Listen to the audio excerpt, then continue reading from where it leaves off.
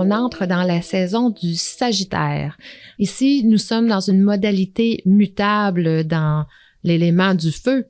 Et petit rappel des signes mutables, on parle des Gémeaux, Vierge, Sagittaire et Poissons. C'est ceux qui assurent le passage entre les saisons, les fermes aussi. Ils ont une flexibilité innée, une capacité d'adaptation. Les mutables acceptent beaucoup plus facilement le changement que les signes fixes qui les précèdent, ceux qui sont juste avant, entre autres le Scorpion. C'est pour ça que les éclipses en signe fixe, ça a été quand même plus dur, ça nous fait travailler plus profondément. Mais du moment qu'on entre dans la saison du Sagittaire, il y a comme on sort de la noirceur, on sort de notre grotte et là, la lumière réapparaît. C'est comme si on a une capacité justement d'entrevoir le futur et qu'il y a une lumière au bout du tunnel finalement. Chez les signes mutables, on est beaucoup plus free spirit, plus versatile, plus jongleur, plus intéressé par l'expérience que la destination bien souvent. Les signes mutables recherchent le progrès, la nouveauté. Ils aiment adapter ou changer les règles ou ne pas avoir de règles du tout. Hein. Les signes mutables aiment bien ça, avoir le maximum de flexibilité pour bouger, pas être mis dans des boîtes. Ça, c'est vraiment important. Mais le côté sombre des signes mutables, c'est souvent d'être impressionnable, éparpillé, inconstant, insouciant aussi, manquer d'ancrage, de capacité à mettre ses limites. Évidemment, tout ça est toujours teinté par l'élément qui gouverne le signe, mais on voit dans tous ces signes-là une capacité de flotter ou d'adaptation, de flexibilité ou d'ouverture. C'est vraiment différent des signes fixes. Exemple de la saison du Scorpion dans laquelle on était, où est-ce que là, c'était vraiment plus des idées à arrêter, puis viens pas changer mes plans, viens pas me forcer à faire ce que je veux pas faire. T'sais, on n'est pas dans la même énergie.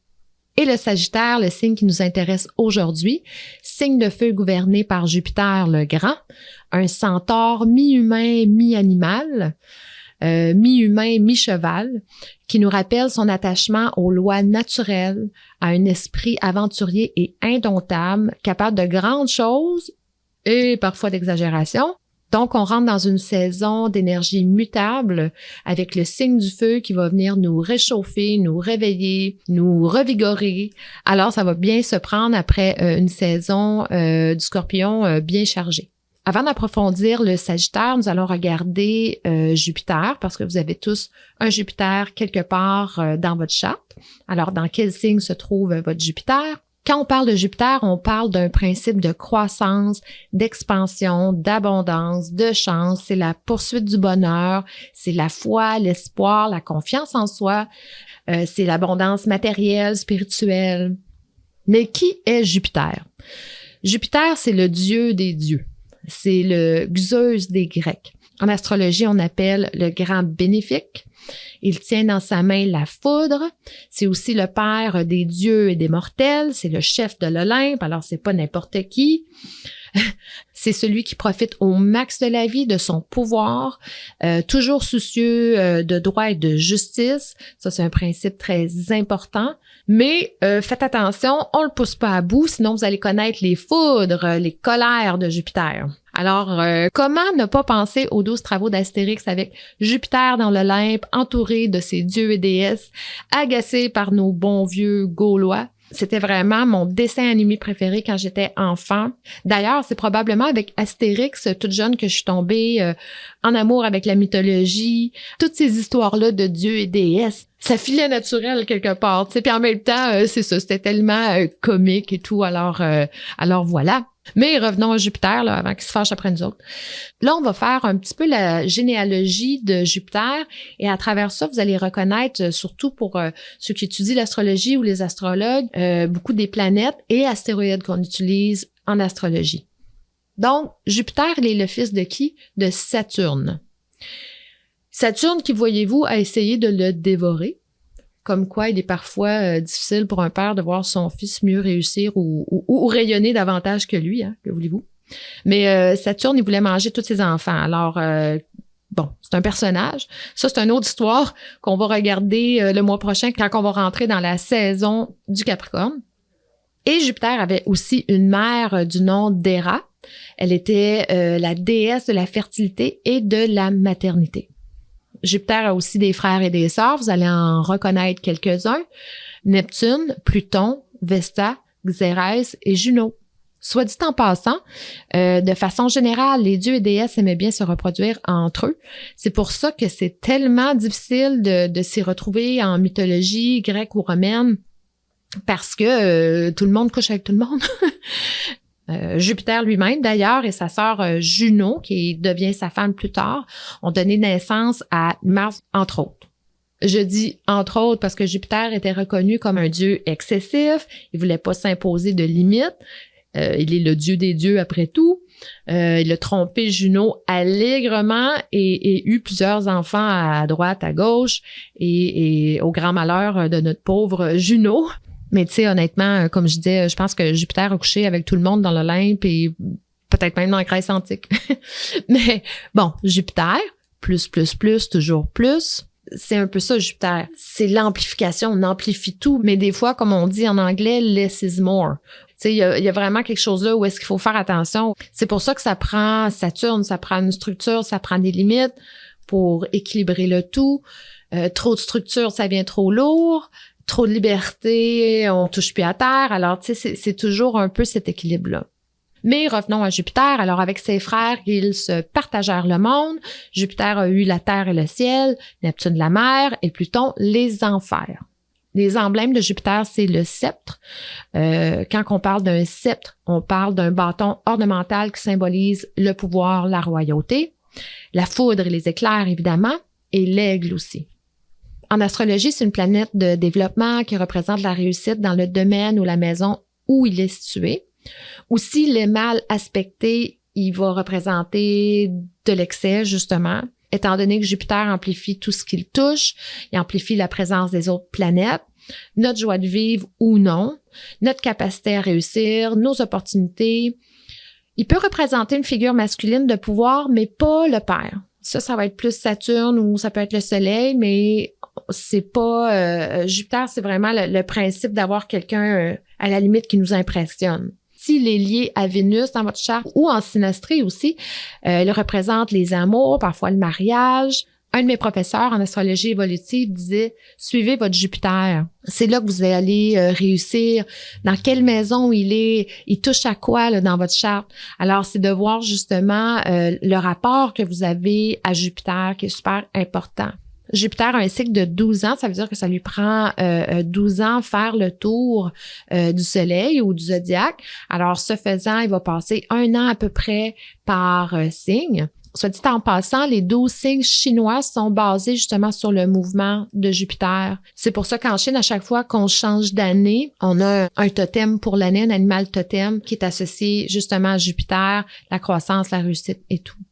Dans une charte, on va voir beaucoup d'optimisme, succès, de la notoriété, de la bonté, souvent des gens qui vont être très sociables, très épicuriens, le plaisir, le bien-être, hein, ça c'est sûr. Mais comme je disais, une influence négative de Jupiter, on tombe dans l'excès, la vanité, la tyrannie, le gaspillage de ressources et l'arrogance. Ça, c'est vraiment le côté parfois difficile des gens qui ont beaucoup de Jupiter, sont tellement convaincus de leur affaire. Alors, où est votre Jupiter? Dans un signe de feu, c'est sûr que ça va vous donner beaucoup d'énergie. S'il est dans un signe de terre, ça va vous donner vraiment un côté pratique, et prolifique même.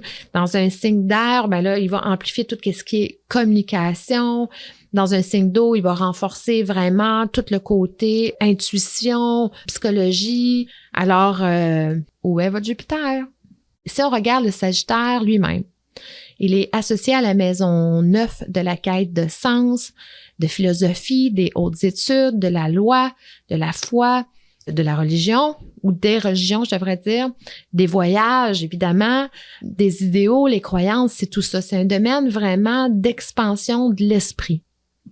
Le Sagittaire est souvent une âme bohème, nomade. Il cherche à libérer son être, son esprit, même par l'exploration. Cette exploration-là peut être à la fois intellectuelle, spirituelle ou vagabonde, vraiment, tu sais, se laisser porter puis aller d'un endroit à un autre. C'est très couchsurfing, van life.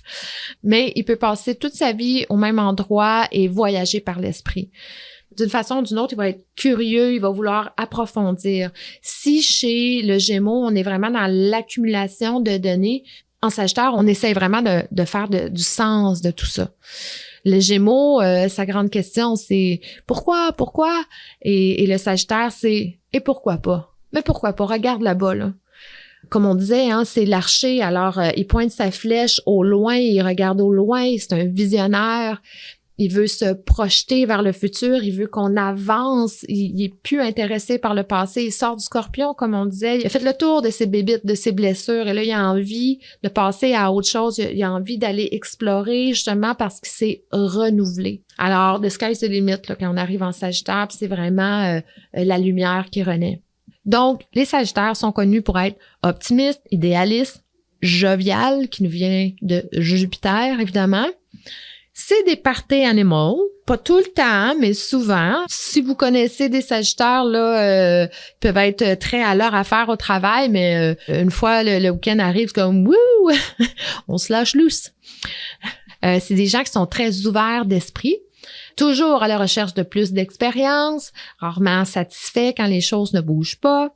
Leur présence est souvent recherchée parce qu'ils arrivent avec une grosse énergie qui met de la joie et de la vie où ils vont. Alors, on s'ennuie pas avec un Sagittaire, ça c'est certain. Ils ont aussi un grand besoin de liberté, d'espace. Il faut comprendre ça. Si vous avez un Sagittaire dans votre vie, vous devez le laisser se casser la gueule. Vous devez le laisser essayer différentes choses. Faut pas essayer de l'attacher, mais c'est très confrontant dépendamment de qui vous êtes, là, tu sais. C'est des excellents raconteurs d'histoires, toujours avec un petit brin d'exagération, parce qu'il faut mettre ça rigolo, puis ça, c'est un de leurs talents, là, leur façon de raconter les choses, tu sais. Mais c'est aussi un signe qui, à cause de tout ce que j'ai nommé, va avoir une difficulté à s'engager, à moins que ça vienne de lui. Si lui le décide, c'est une autre affaire. Mais de façon générale, c'est plus difficile. Donc, si vous réussissez à mettre le grappin sur un Sagittaire, n'essayez pas de le mettre dans un enclos, ça fonctionnera pas. Il va s'évader, il va partir comme non, on oublie ça. C'est un signe qui est très téméraire, casse-cou, comme je disais, parfois loud, parfois dogmatique. Là, ça devient justement le côté plus difficile des Sagittaires. Ils peuvent chercher à convaincre, sinon à convertir. Mais un Sagittaire mature devient toujours un philosophe, un enseignant, un vieux sage, une vieille sage. Il y a souvent chez le Sagittaire un désir de transmission, un désir de raconter et de faire du sens de ses expériences pour lui-même et pour les autres. Donc, ne désespérez pas si vous avez un Sagittaire dans votre vie, ils vont finir par s'assagir un jour. Il faut juste être très, très, très patient. Mais vous n'allez jamais vous ennuyer. Il y a ça.